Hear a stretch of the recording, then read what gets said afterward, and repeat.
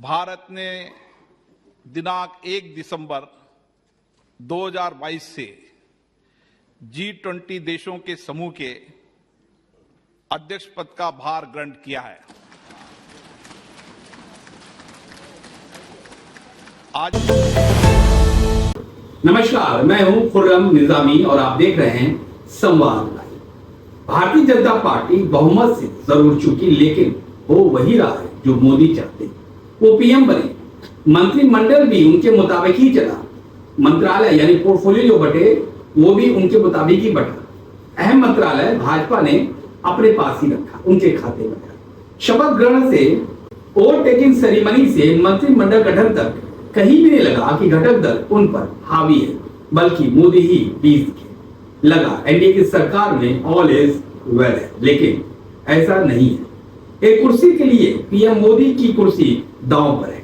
NDA गठबंधन में दरार पड़ सकती है, तो क्या मोदी अटल की राह पर है? क्या मोदी अपने सहयोगियों की स्पीकर की मांग को मानेंगे, या फिर इस बार भी लोकसभा अध्यक्ष भाजपा में ही हो, इस पर वो अड़े रहते हैं?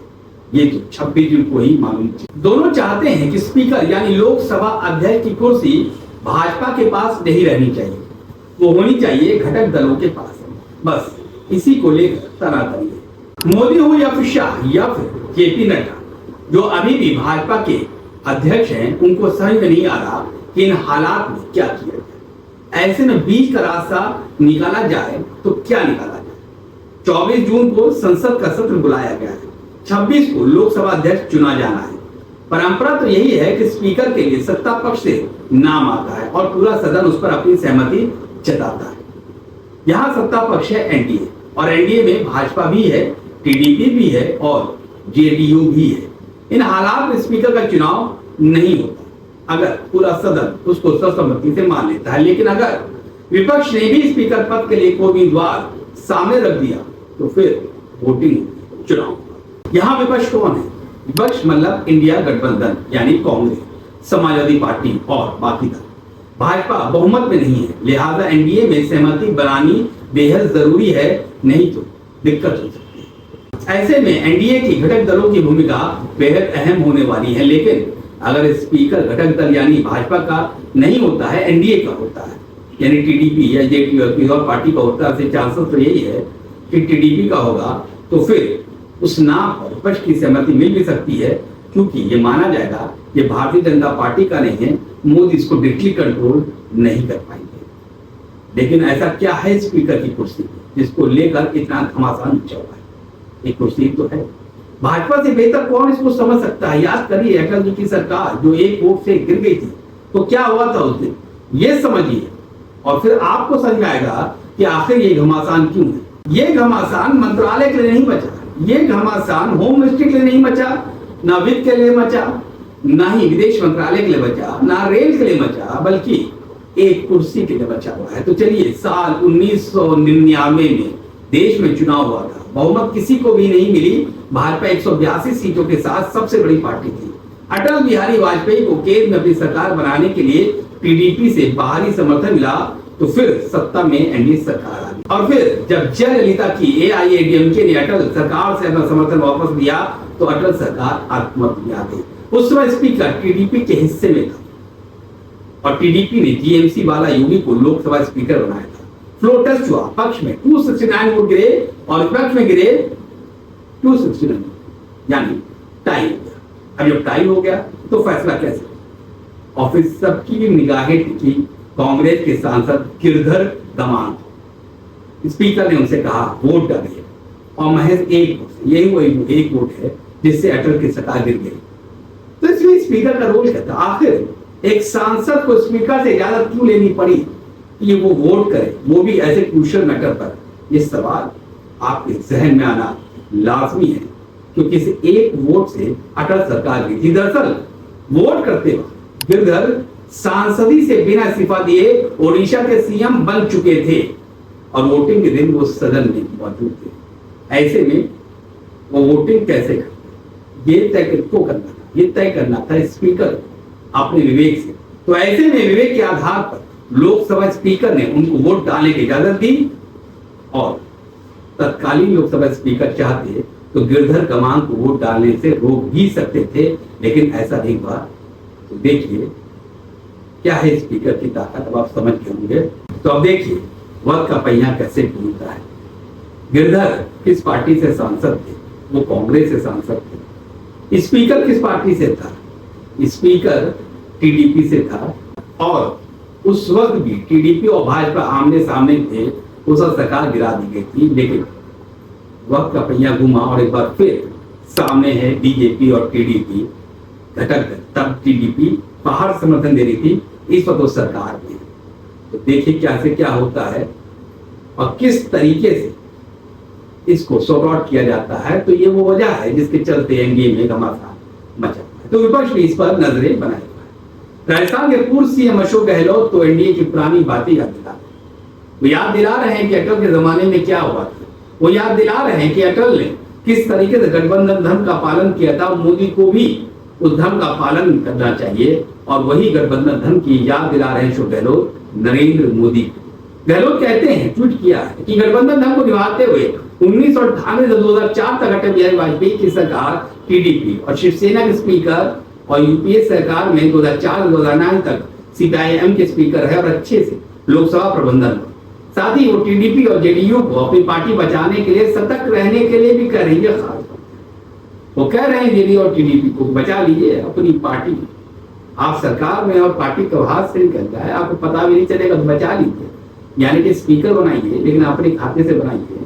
कहीं अगर भाजपा खाते छिड़ा गया तो फिर पार्टी भी जा सकती है, बहुत संभावना है। तो गहलोत अपने ट्वीट में ये भी कहते हैं कि दोनों दलों को महाराष्ट्र, कर्नाटक, मध्य प्रदेश, गोवा, मणिपुर, अरुणाचल प्रदेश और राजस्थान में भाजपा द्वारा किए गए सरकार गिराने के षड्यंत्रों को नहीं भूलना चाहिए, ये अशोक गहलोत कह रहे हैं। इनमें से कई राज्यों में तो स्पीकर की भूमिका के कारण ही सरकार गिरी और पार्टियां टूटी। तो साथ टीडीपी को 2019 की याद दिलाते हैं अशोक गहलोत। और ट्वीट में आगे बोलते हैं कि 2019 से 6 से 4 राज्यसभा सांसद भाजपा में शामिल हो गए थे, और तब टीडीपी कुछ भी नहीं कर पाई थी।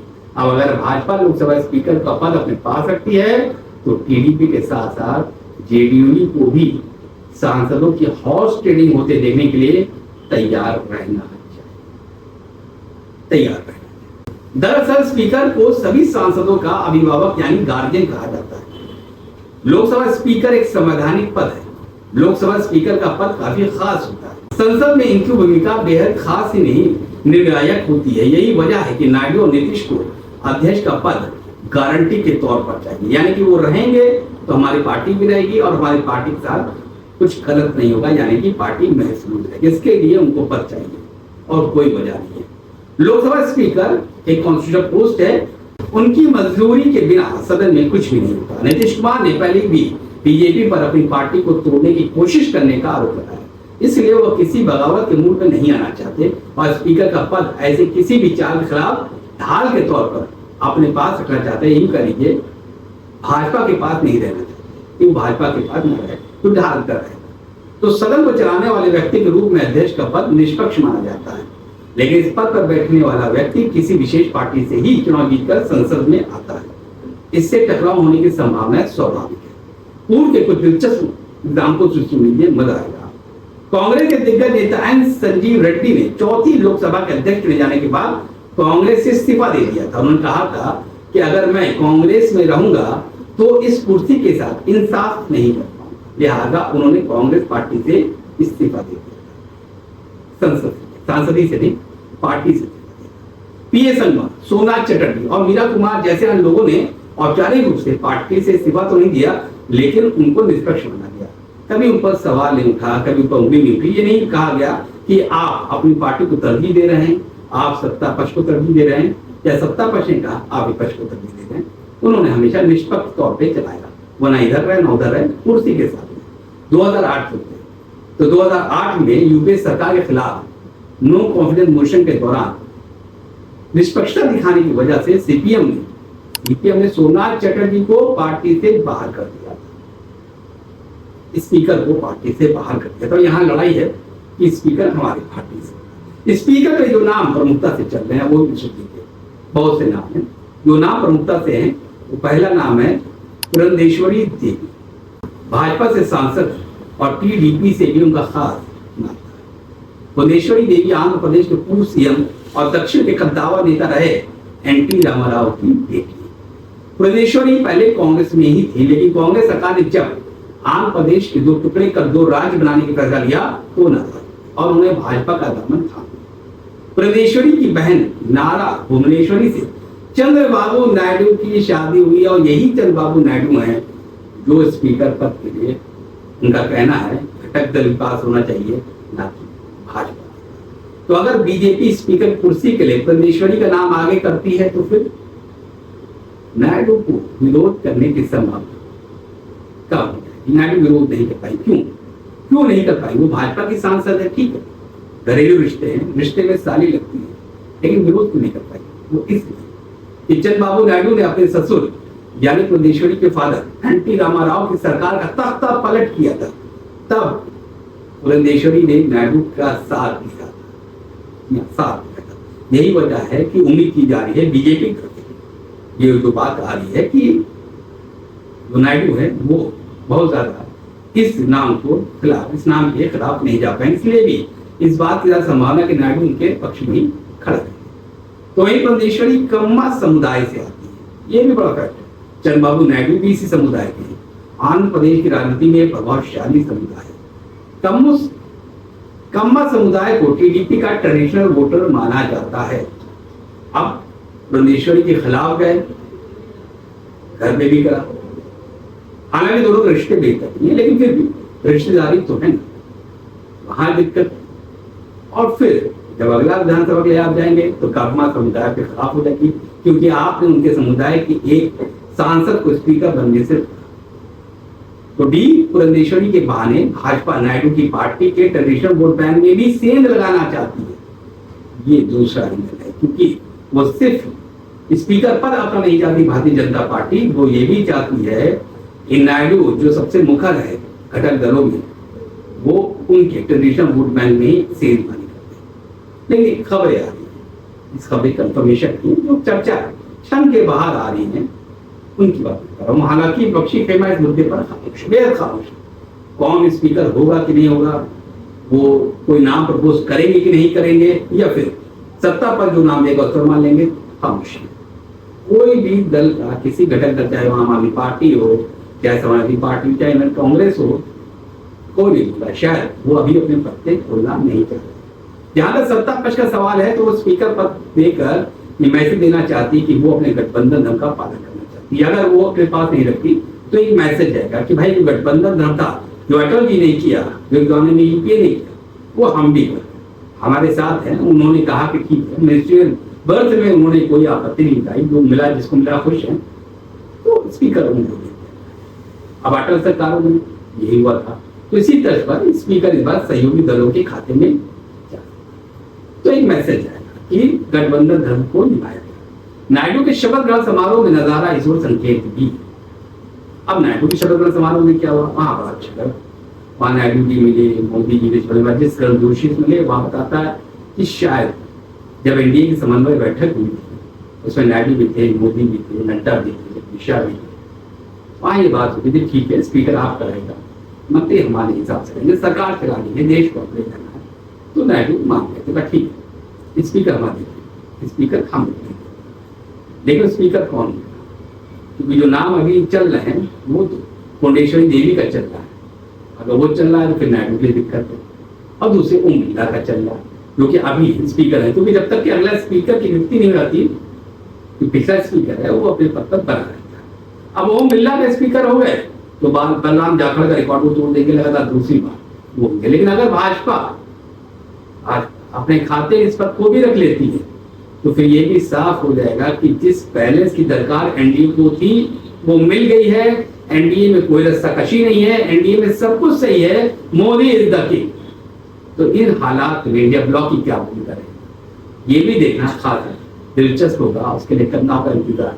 क्योंकि जब तक कि इंडिया अपना खाता अपना वो पत्ते नहीं खोलती तब तक करना हो इंतजार। तो फिर आज के लिए बस इतना ही। अगर आपको अपनी राय देनी है तो जरूर दें। अगर आपके पास हमारे लिए कोई सुझाव है तो जरूर कमेंट करें और हमको बताएं। और हाँ, अगर आपने हमारे चैनल को सब्सक्राइब नहीं किया है तो जरूर करें। फिलहाल हमें और हमारी पूरी टीम को दीजिए इजाजत। नमस्कार।